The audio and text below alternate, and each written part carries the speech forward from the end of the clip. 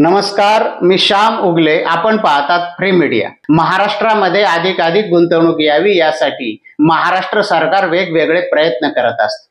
त्यामध्ये महाराष्ट्रामध्ये गुंतवणूकदारांची परिषद घेतली जाते किंवा दावोस येथे वेगवेगळ्या गुंतवणूकदारांचा शोध घेतला जातो. कोणतेही सरकार असलं आणि त्यांनी महाराष्ट्रासाठी किती मोठी गुंतवणूक आणली तरी त्या गुंतवणुकीचा वाटा नाशिकसाठी जवळपास नसतोच, हा गेल्या काही वर्षांचा अनुभव आहे. आताही मागल्या महिन्यामध्ये मुख्यमंत्री देवेंद्र फडणवीस यांनी दावोस येथे जाऊन महाराष्ट्रासाठी 15.60 लाख कोटी रुपयांची गुंतवणुकीचे करार केलेले आहेत. एवढ्या मोठ्या प्रमाणात महाराष्ट्रात येणारी गुंतवणूक ही पहिल्यांदाच येत आहे. मात्र या मोठ्या गुंतवणुकीतूनही नाशिकसाठी एखादा प्रकल्प असल्याचं अद्याप तरी जाहीर झालेलं नाही. म्हणजे महाराष्ट्र सरकारने गुंतवणूक प्रकल्प आणल्यानंतर तो नाशिकला असावा अशी नाशिककरांची इच्छा असते. प्रत्यक्षामध्ये त्यांच्या तोंडाला पानं पुसली जातात. हा आजपर्यंतचा इतिहास आहे. अनेक वर्ष झाली तेव्हा नाशिकला काही मोठे उद्योग आले. त्यानंतर त्या उद्योगांवर आधारित मध्यम आणि सूक्ष्म उद्योगांवरच नाशिककरांना आपली तहान भागवावी लागत आहे.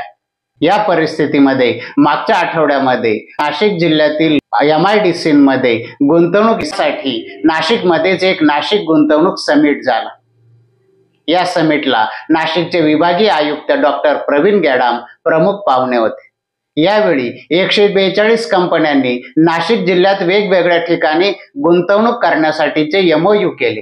प्रातिनिधिक स्वरूपात डॉक्टर गेडाम यांच्या हस्ते या MOUचं हस्तांतरण करण्यात आले. यावेळी दिलेल्या माहितीनुसार नाशिकमध्ये 142 गुंतवणूकदारांनी 6300 कोटी रुपयांची गुंतवणूक करण्याचा निर्णय घेतला आहे.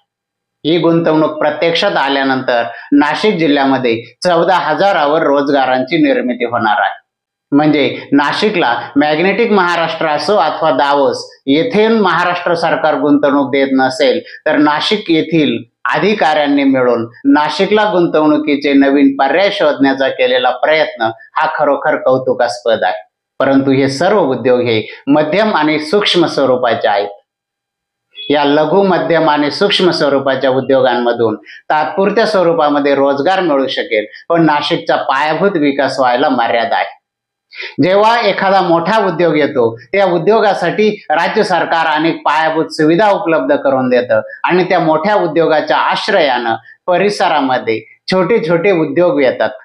तेथे निर्माण झालेल्या पायाभूत सुविधांमुळे छोट्या उद्योगांनाही तेथे आपला उद्योग सुरू करणं सोपं जात असतं. त्यामुळे नाशिकमध्ये मोठ्या उद्योगाची, मोठ्या गुंतवणुकीची गरज आहे. मात्र त्याकडे दुर्लक्ष होत आहे. त्यामुळे अशा प्रकारच्या लुटूपुटूचा खेळ करून नाशिकमध्येही गुंतवणूक होत आहे असं आभास किंवा वातावरण तयार करायची वेळ येते. याचबरोबर आणखी एक गोष्ट सांगण्यासारखी आहे. सध्या विधिमंडळाचं अधिवेशन आहे. नाशिक येथून पदवीधर मतदारसंघाचे आमदार सत्यजित तांबे यांनी जवळपास 15 मिनिटं त्यांच्या संपूर्ण पदवीधर मतदारसंघातील समस्या, प्रश्न आणि विकास याबाबत विधान परिषदेमध्ये भाषण केलं आहे. या भाषणामध्ये त्यांनी एक संदर्भ चुकवलेला आहे, त्याची दुरुस्ती करणं गरजेचं आहे.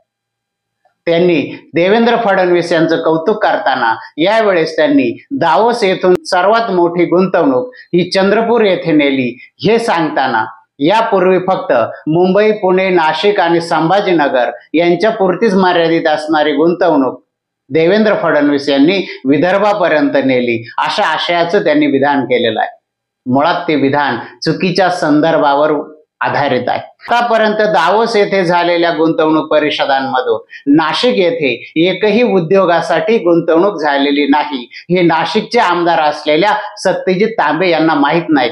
ते एका परसेप्शन नुसार बोललेले आहेत की मुंबई, पुणे आणि नाशिक हा विकासाचा सुवर्ण त्रिकोण आहे, म्हणजेच सरकार इथं खूप गुंतवणूक करत असावं असा जो समज आहे त्या समजावर आधारित त्यांचं वक्तव्य आहे. ते आता नाशिकचे आमदार आहेत. ते विधान परिषदेमध्ये नाशिक विभागाचं प्रतिनिधित्व करताना ते नाशिकचेही आमदार आहेत. त्यामुळे नाशिक विषयी त्यांनी ती गोष्ट जरा जपून आणि सावधगिरीनं बोलणं आवश्यक होतं.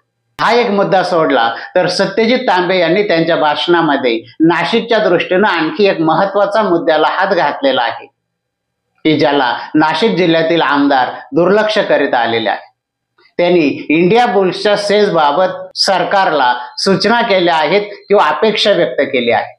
जवळपास 18-19 वर्षापासून सिन्नरमध्ये इंडिया बुल्सचं सेज विकसित करण्यास सुरुवात झाली आणि ते आता अर्धवट स्थितीत आहे. तेथे इंडिया बुल्सने उभारलेला औष्णिक वीज प्रकल्प आता पडून आहे.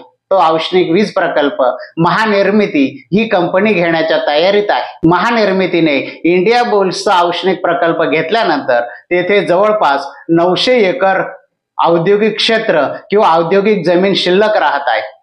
या औद्योगिक जमिनीवरती एखादा मोठा प्रकल्प आणावा किंवा सेज सारखा प्रकल्पच तेथे उभारावा अशी अपेक्षा व्यक्त करताना त्यांनी आंध्र प्रदेशचं एक उदाहरण दिलेलं आहे.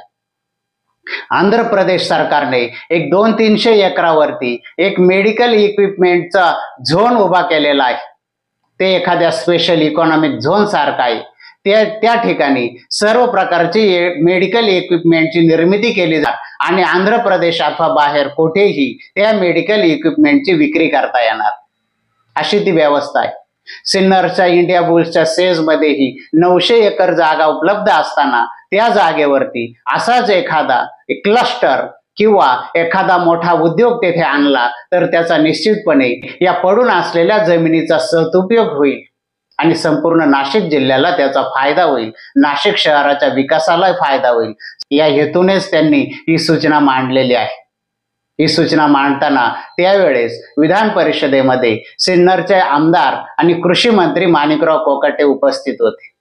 त्यांचाही त्यांनी भाषणात उल्लेख केला. कदाचित माणिकराव कोकाटे यांच्या मतदारसंघातला हा प्रकल्प असूनही माणिकराव त्या प्रकल्प मार्गी लागावा यासाठी काही प्रयत्न करत नाहीत याची बोच तांबे यांना असावी म्हणून त्यांनी माणिकराव कोकाटे यांच्याकडे अंगुली निर्देश करत हा प्रकल्प मार्गी लावण्याची अपेक्षा व्यक्त केली आहे. नाशिक जिल्ह्यामध्ये मोठा उद्योग येण्याची संधी किंवा एवढी मोठी जागा आता फक्त इंडिया बुल्स मध्ये आहे.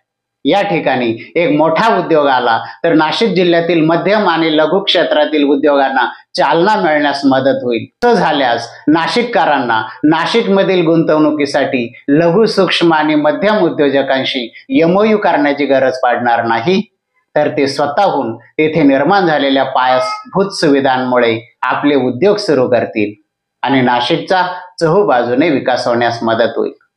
अशाच प्रकारची माहिती आणि विश्लेषणासाठी बघत राहा फ्री मीडिया. फ्री मीडियाला लाईक करा, शेअर करा, सबस्क्राईब करा. धन्यवाद.